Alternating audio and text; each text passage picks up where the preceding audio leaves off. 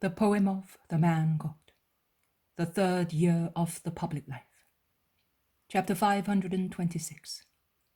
At Nob, Judas of Kerioth's return. 9th of November, 1946. Yes, master, Judas of Kerioth has been here for many days. He came one Sabbath evening. He looked tired and exhausted. He said that he had lost you in the streets in Jerusalem, and that he had run to the various houses where you usually go, looking for you. He comes here every evening. He will be here shortly. He goes away in the morning. And he says that he goes to the nearby villages to preach you. All right, Eliza. And did you believe him? Master, you know that I am not fond of that man. If my children had to be like him, I would have asked the Most High to take them from this world. No, I did not believe his words, but for your sake I kept my opinion to myself, and I have been motherly to him. At least, I succeeded in getting him to come back here every evening. You did well. Jesus looks at her intensely, and then suddenly asks, Where is Anastasika? Eliza blushes, and her elderly face becomes purple red, but she replies frankly, At Betzur. You did the right thing again, and please, pity the man. It is because I feel sorry for him that I wanted to put out the fire before it spread, causing scandal, or, at the least, frightening the woman. May God bless you, O just woman. Are you suffering acutely, master? Yes, I am. It is true. I can tell a mother. You can tell a mother. If you were not Jesus, the Lord, I would like you to rest your tired head on my shoulder, and I would press your distressed heart on mine. But you are so holy that no woman but your mother can touch you. Eliza, good friend of my mother and a good mother, your Lord will soon be touched by much less holy hands than yours, and kissed. Oh, and afterwards, other hands. Eliza, if you were allowed to touch the Holy of Holies, with what spirit would you do so? Would you perhaps abstain if the voice of God in a cloud of incense should ask you for love, to have a loving caress at long last, after being approached by so many people who do not love him? My Lord, if God should ask me, I would go on my knees to cover the holy place with kisses, and would to God he would be satisfied and comforted by my love. Then Eliza, the good friend of my mother, the good faithful disciple of your sorrowful Saviour, let me rest my head on your heart, because my heart is tormented to the extent of suffering mortal pains. And Jesus, sitting where he is, close to Eliza, who is standing, really rests his forehead on the breast of the old disciple, and silent tears stream down the dark dress of the woman, who cannot refrain from laying her hand on the head reclined on her heart. And then, feeling the tears fall on her bare sandal-shod feet, she bends to kiss Jesus' head, lightly, and weeps silently, raising her eyes towards the sky in silent prayer. She looks like an elderly mother of sorrows. She does not speak or move, but she is so motherly in her attitude that she could not possibly be more so. Jesus raises his head and looks at her. He smiles lightly and says, "May God bless you for your pity. Oh, a mother is really necessary when grief overwhelms the strength of man." He stands up.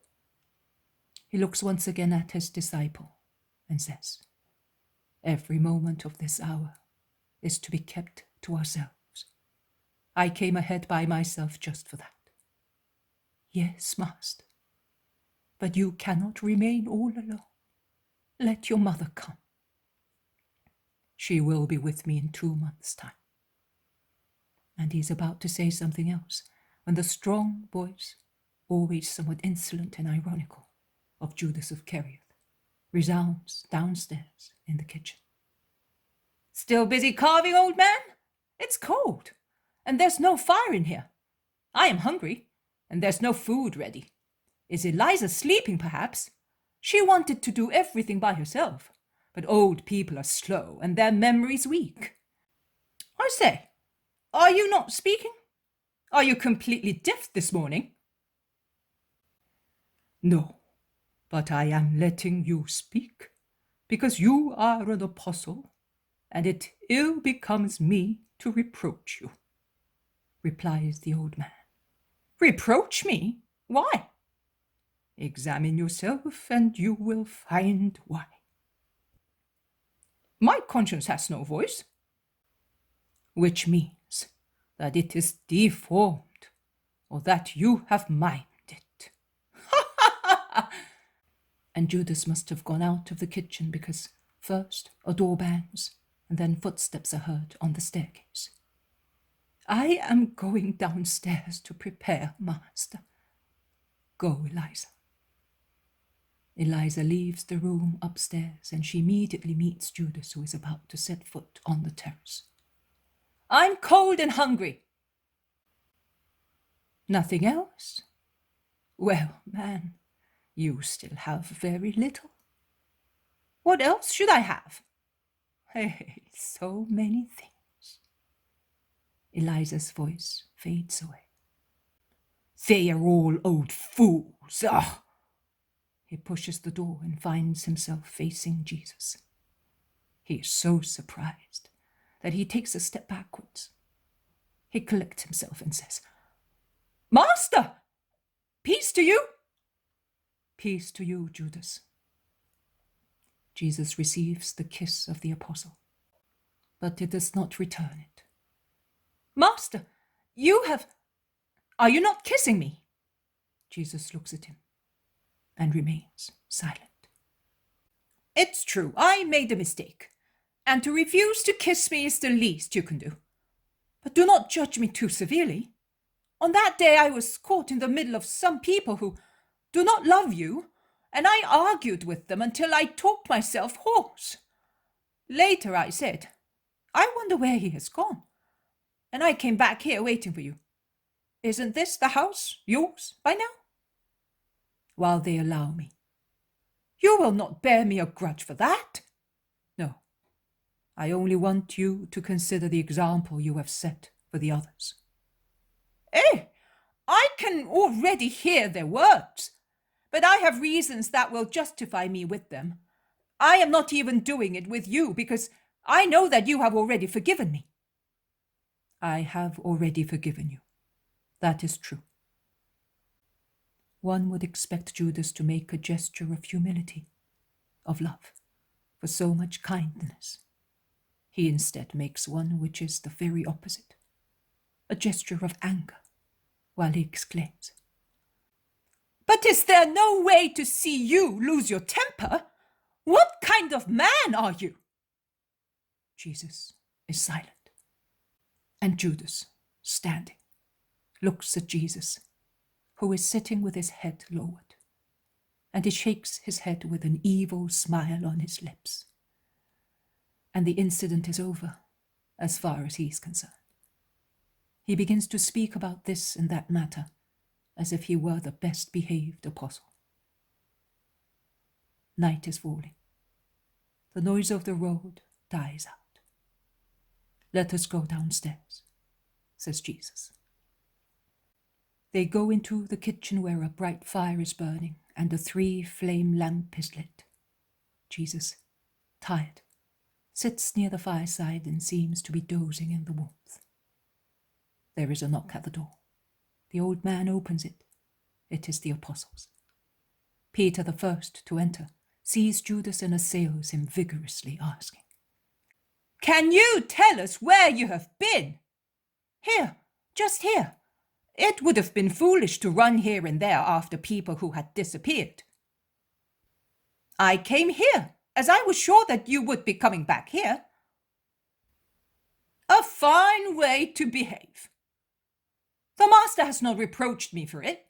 In any case, you had better know that I have not wasted my time. I evangelized every day, and I also worked miracles, and that is a good thing."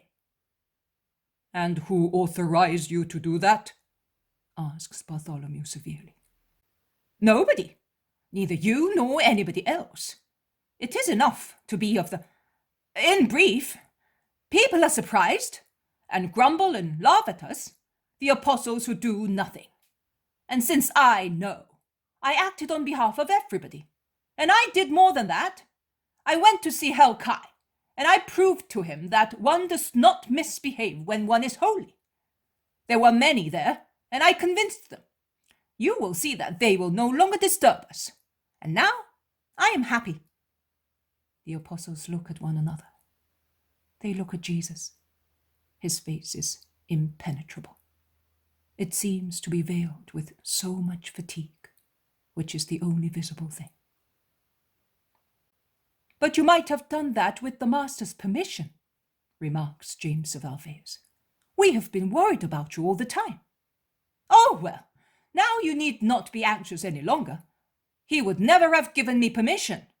He protects us too much, so much so that people murmur that he's jealous of us, that he's afraid we might do more than he does, and also that we are punished by him.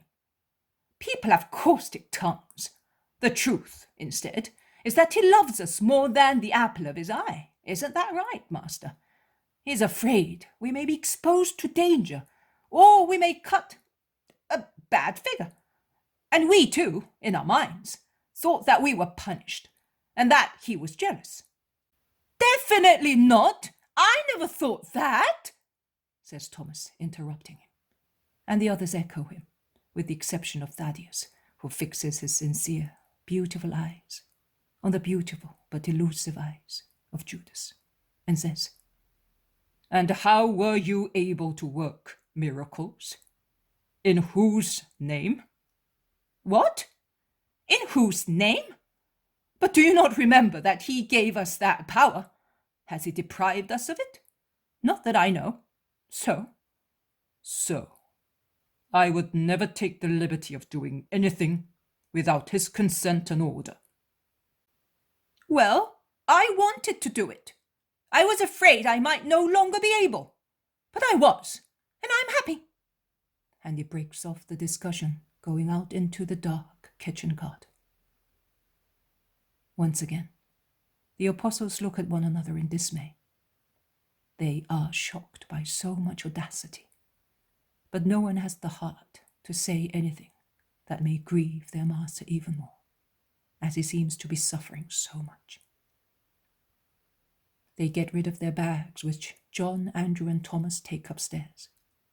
And Bartholomew, bending to pick up a dry branch fallen out of a faggot, whispers to Peter, "God forbid he was helped by a demon." Peter makes a gesture with his hands as if wished to say, "Goodness gracious!" But he does not say one word. He goes to Jesus, and laying a hand on his shoulders, he asks him, "Are you so tired?" "Yes, Simon, I am." "It's ready, Master. Come to the table. Or, no, remain there, near the fireside. I will bring you some milk and bread," says Eliza. In fact, she puts a big bowl of steaming milk and some bread, spread with honey, on a tray and takes it to Jesus. And she waits while he, standing, offers the food. Then she crouches on the floor like a good old mother, anxiously wishing to console him, and she smiles at him, urging him to eat. And when Jesus lovingly reproaches her for spreading the bread with honey, she replies, "I would give you my blood to invigorate you, my master. This is the poor honey of my kitchen garden at Bethsur, and it can but strengthen your body. But my heart—" The others are eating round the table, with the good appetite of people who have walked a long way. And Judas, peaceful, almost arrogant, eats with them and is the only one to speak. He is still speaking when Jesus orders, "Let each of you go to the house giving you hospitality. Go, peace be with you." Judas, Bartholomew, Peter, and Andrew remain with him, and Jesus orders them to go and rest at once. He is deadly tired, so tired that he can no longer endure to speak or hear people speak, and I think he is unable to bear the effort of controlling himself with regard to Judas of Kerioth.